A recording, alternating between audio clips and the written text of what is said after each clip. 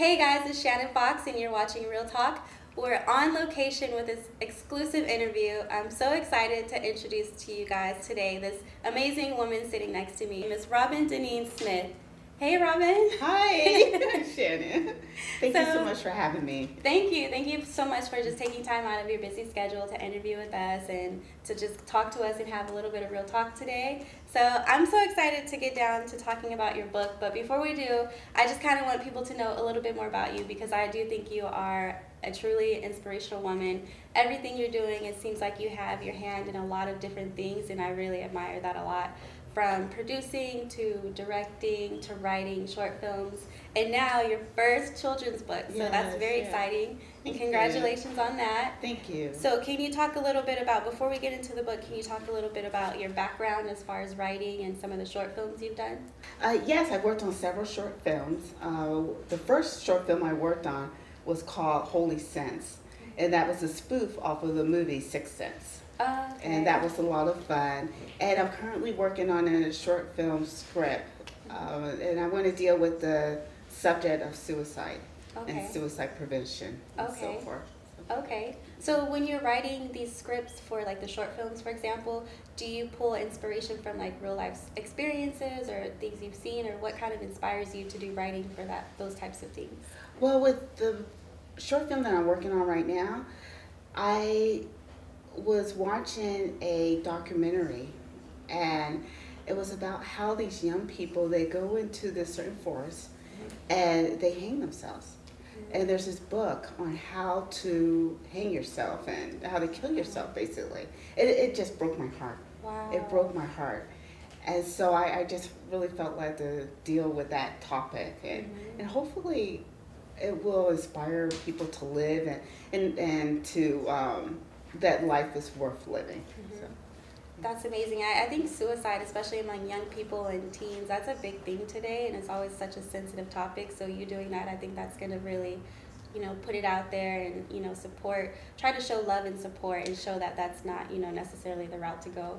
Yes. So I definitely admire that you're doing that. Yes, and it broke my heart too with the person who wrote this book on, you know, how to hang yourself, what to do, and, what type of rope to use and so forth. And a lot of young people were following his instructions. So hopefully, this will counteract that. Yeah. Wow. That's touching. And I would say, so you mentioned your first film was Holy Sense? Yes. The spoof. How did you come about with that? You said it was a spoof of Sixth Sense? Yes. Well, it was for a church youth group that I was volunteering with, and we decided, there was that movie Sixth Sense that just came out. So in Sixth Sense, the little boys saw dead people. Well, with this short film that we worked on, the main character saw unsaved people. So it was a tool that helped them to witness to others, to their friends and family and so forth. Bringing out that whole spiritual side and getting in touch with Jesus, and that's good. That's really amazing. So with everything you've done with short films and the writing and the directing, so your newest project is this book and becoming a children's author. So what kind of made you want to transition into doing this first book? Well, it's funny how the story came along. Celina The Ballerina. I used to write song lyrics. Well, I still do. And I originally wrote it as a song, but it was so long as a song. And it was just like, okay, this is not working. And it developed from there, from song lyric to... What kind of song was it? Something for like a church, or what kind of like vibe was the song? Believe it or not, it was like a country song. Oh, really? Yes, Okay. A country song. I love the lyrics of country music. Oh. I don't necessarily care for the singing, the twang, and that whole thing, but I love the lyrics. Country music has, especially old country music, back in the day, they have some really intriguing lyrics. Okay. So you're a big fan of country music? The lyrics. Okay. Yes. Okay. Yes. Now, do you sing yourself, or would you have gotten someone else to sing this song? I would have gotten someone else to sing. Okay. Do you have any people in mind that you had thought of? No, because at the time it was still brand new with writing this, and I wasn't there at that point. So who would sing it. So and now it's not a song. It's yeah, the story. it's a story, which is amazing. So if you guys don't know, this book is called Celina The Ballerina. It's the first of the series of King Megethos in the Kingdom of Tava series. Yeah. So this is the first one. So more to come, but talk a little bit about like the storyline first. Okay. Well, basically the story takes place in this enchanted land full of musical boxes. Mm-hmm. And King Megethos, who's not in the musical box, he's the one that created all of the musical boxes. So each musical box has a story. With Celina, her desire is to get out of the musical box, but she doesn't really know it. She just knows that she wants to dance a new dance and sing a new song. And as we know, with musical boxes, they just twirl around and around. You're stuck in there. Yes, and you play the same pre-recorded song. Mm-hmm.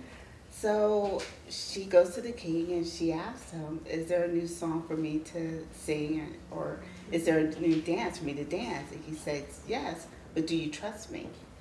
And so she says yes, and he does the unthinkable. He takes away her musical box. Mm-hmm. So it's her learning how to dance and sing without the confinement of a musical box, which is what she's used to. Mm-hmm. Okay. And so is this targeted towards a specific age group, or who are you trying to reach with the book? Well, it's targeted towards children between the ages of 5 to 9. It is an allegory, so basically, hopefully anyone would get something from it. Yeah. But yeah, we're basically targeting the young people. Okay. And I think, when young people are so young like that, is they're really easily influenced. Mm-hmm. And so learning about love and trust, I think those are great things that you focused on in your book. So I love that and I admire that a lot. Mm-hmm. And like you said, for adults, we all even, today still need, those lessons on love and trust and just putting yourself out there, stepping outside of your comfort zone, and in this case, stepping outside of the musical box. Right. So I think you're a genius for that. Thank you. Did you have any favorite moment or a favorite part in writing this book? Wow, that's a good question. I think my favorite part was the ending. The ending? Yeah, I love the last line. And I really felt that it was divine. It wasn't me. But at the end of where it says that she's free and now she's able to dance, and she goes forth to share her love of dancing, her love of singing, but her greatest joy, which is the Creator. Because we all have gifts and talents, but thankfully, the greatest gift is the gift of knowing God and knowing Jesus. Absolutely. So that's why. Yeah, absolutely. That's amazing. I love that. And I think it's, really good for young people. And this would be something good for like a Sunday school, or, reading that for inspiration and in that setting. But I think that's amazing, and it shows that, follow your dreams and follow your heart and do the things that you want to do and that inspire you. So I love that. And I always heard that term with writer's block. I never knew if it really existed. So do you feel like you've ever experienced writer's block? And if so, how did you handle it? Oh wow, yes. I've experienced it a number of times. It's sometimes it's so exciting to sit in front of a computer with a blank page. And yet sometimes that can be really overwhelming. Like, wow, what am I going to say, or how am I going to say it? For me, to break writer's block, there's a number of ways. To step away from the computer and just to write something that has nothing to do with the project that I'm working on. Oh, okay. Or reading. I love to read and go to movies or plays to get the creative juices flowing and so forth. And taking a walk and stepping back and thinking about what I want to write and how I want to say it. So those are pretty much the ways that I'll break. Nice. So it sounds like a lot of relaxation, some meditation in there. And I know before I asked you before this interview, do you have any crazy methods or of your ways of getting the creative juices flowing? And you also mentioned music, so that helps you as well. Yes. Now, with music, do you listen to country music? No. I mean, gosh, I don't think I've ever listened to a country song while I was. Oh well, I take that back. Johnny Cash. Okay. Oh, I love Johnny Cash. Yeah. So Okay. I've listened to him. I'm working on several projects, Mm-hmm. but the music that I pick has to do with the story. Okay. So, or I'll listen to maybe opera or classical music. Oh, that's good. So, Okay, and that's all relaxing music. You feel like that helps your mind, like put you in that place where you need to be. Yes. For the creativity. That's good. Mm-hmm. And so, being a writer, are there any like styles of writing, or maybe other writers that have influenced you, or maybe you found to be an inspiration to you? I love to write comedy. Mm-hmm. I love James Brooks. Okay. I think he's great. The Simpsons, Mm-hmm. All in the Family. Mm-hmm. Those are popular shows. So yeah. Mm-hmm. Actually, he didn't do All in the Family, but Taxi and so forth. Oh gosh, who else do I love? McKnight.